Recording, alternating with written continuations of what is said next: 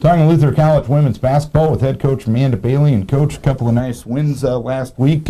First of all, Platteville came to town last Tuesday night, defended the home court against a pretty good WIAC opponent. Definitely. I think they're picked to be last in their conference right now, but they're going to win a lot of games. They're a very good team. They've got some great guards, a great inside player. So very proud of our girls for hanging on to it. You never want a game that close. You don't want to allow a team to score that many points, but at the end of the night, a win is a win, and you hope that those end-of-the-game situations will help us later on in the season. And that was one of those games, and I think maybe in the last couple of years that maybe you would have let slip away. Has this team learned how to win a little bit here in the early part of the season? I think so. I think it went from last year and how many kids we have coming back this year and just wanting it. And, some of our players have talked about, they know that sense of urgency of wanting to win and not allowing and not a team to come back and backing down on them. And definitely 2 years ago, any game where we were that close, we probably would have packed up already and left. But I don't see that in our kids. They're all competitors right now, and I know they want to win. And then you went to the Chicagoland area, took on North Central. A very interesting game on Saturday. It was a victory, 108 points, 80 rebounds, 30 assists, all school records. How crazy was Saturday's game? It was different. We played them last year. We tried to prepare our kids for what it was going to be like, and we thought we over-prepared them and kind of psyched them out a little bit. So this year we had one day, the day after Thanksgiving, to practice and work with them, and we kept it very simple.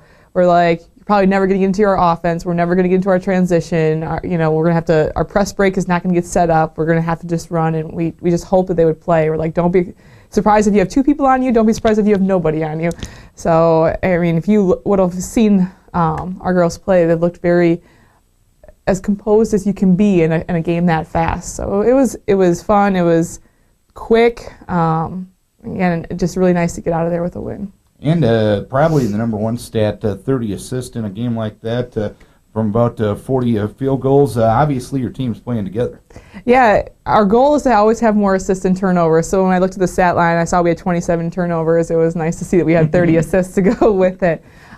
They're finding each other well. They're moving around. We don't have a selfish kid on the team, and it's been fun to work with this group. It's been a pretty compact schedule, a lot of games in a short amount of time, right around the Thanksgiving holiday. This week you have a full week of practice before your next game. Is that needed this time of year? I think so. We also have 2 JV games that we're playing this week. One today will be at Riverland, and then at home on Thursday against Wartburg. So getting a lot of playing time for kids who maybe haven't had as much, get that experience, and then some rest for our kids, and just going back to the fundamentals, being able to take a look at what we're doing, what do we need to continue to improve on. So a week right now is really good. They can get caught up on their studies as well before finals. But we can't slough off either. We have a big game on Saturday.